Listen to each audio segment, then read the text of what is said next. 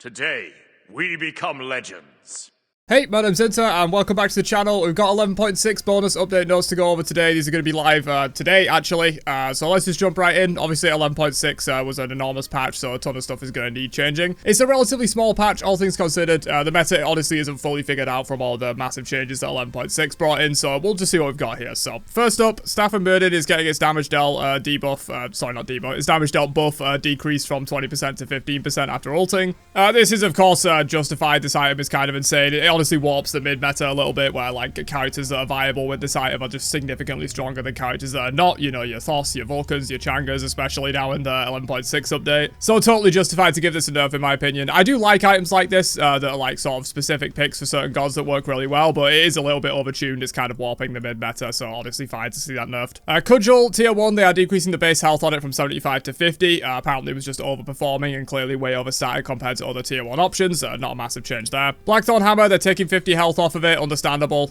This is probably enough now, I would say, for Blackthorn Hammer. I think it did get nerfed either last patch or the patch before or something as well. Honestly, I don't know why they buffed this item in the first place. It was doing absolutely fine in my opinion before they even buffed it, but yeah, now it's pretty much back to almost where it was before, I think. With the 11.6 update as well, this item just became even better because just having that extra health in the early game really keeps you alive, and obviously having the power on it as well allows you to completely burst people down while still being tanky, so definitely justified nerf there. Prophetic Cloak, they are decreasing the protection thresholds a little bit. This is mainly because everyone lost some base procs in the 11.6 update, so they're just taking those down a little bit so it's easier to hit those maximum thresholds for it. They are also nerfing the mitigation that it gives to compensate, though it's going down from 7.5% to 6%. Honestly, I don't think this was needed. Like, Prophetic's not that overpowered of an item, I wouldn't say. Only certain gods use it particularly well, and it's mostly a support item. Some solo laners can get away with building this as well, depending on the matchup, depending on how the laning phase is going, depending on if you have the poke to be able to support it. But honestly, I think this item was fine. I don't think it really needed a nerf, even though they were going to buff it slightly by changing the protection thresholds, but really it's not that much of a buff. It's just bringing it back in line with where it was before. I don't think it really needed the nerf. Bronze Mail, which is the tier 2 that gives you a shield every 4 times your basic attack. They're adding a 1-second cooldown to that passive just to stop ridiculous shenanigans with like Jormungandr and Fafnir and all those other gods that can like do tick damage basic attacks. This item pretty much completely shut those characters down entirely, so good to see that added. Warrior's Axe, they are decreasing the passive base damage from 30 to 25 and the heal from 30 to 25 as well. This is understandable.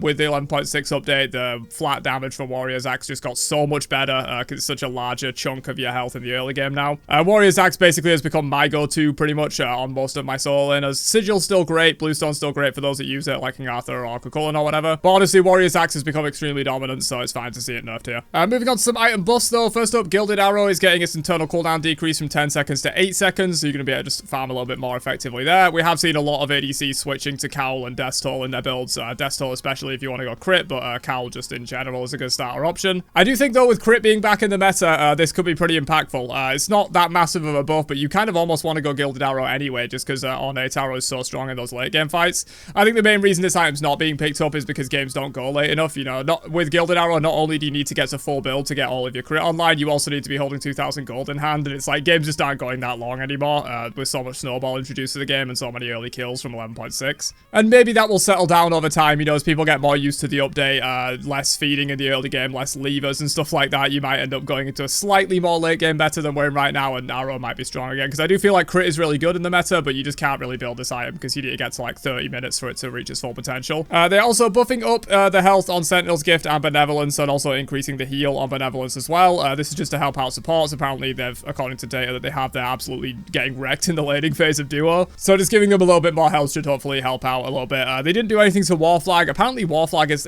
the most popular of these. I always thought Sentinels was definitely the best of these, with War Flag as like an aggressive option, but they're not buffing up War Flag, they're just buffing up these other two, so apparently War Flag is doing just fine. Sorcerer's Staff, they have increased the health and mana heal from 10% to 15% when you level up with this. It's just a random tier 2, no one's really building Warlocks anyway, so I don't think this will really matter. Moving on to gods though, first up we got some nerfs for Bastet. They are decreasing the damage, slow, and increasing the cooldown on her 3. This is a super annoying ability to deal with, and Bastet's pretty good right now. I'm definitely happy to see this. Chang'e nerfs as well, also really good. Chang'e is absolutely dominating right now, as we mentioned further up with Staff and Murden. She's one of the absolute best users of that item. What they're doing is decreasing the damage taken debuff on her passive from 5% to 4%. This stacks 3 times, so essentially after, you know, a full dump of a kit, it's going to be like a 3% change in the damage increase that you're getting there. Not a massive nerf. I think she may need more than this, but I can kind of understand why they don't want to go too hard on her, because she's not been in the meta for ages before this, and also the update is still, you know, the meta's kind of being figured out and stuff. You know, maybe there's some counterplay to Chang'e that we haven't quite found yet and stuff like that. And also she gets nerfed by the Murden change pretty heavy as one of the best users of it. So I think this is fine for now, and just kind of like reevaluate where Chang'e is maybe for the 11.7 main patch. Moving on to God buffs though, Jingwei gets more tick damage on her 1, a lowered mana cost in the early game, but basically shifting it down to 60 at all ranks instead of super expensive in the early game, and you level this ability last, so that's going to be very impactful for her, and also decreasing the cooldown of it a little bit as well. The Morrigan just gets a little bit more base health and a little bit more base physical protection, so of course Morrigan a little bit more, she's not a melee mage, but she kind of wants to get in there a little bit more, and she can take a lot of damage for that, and the 11.6 update just kind of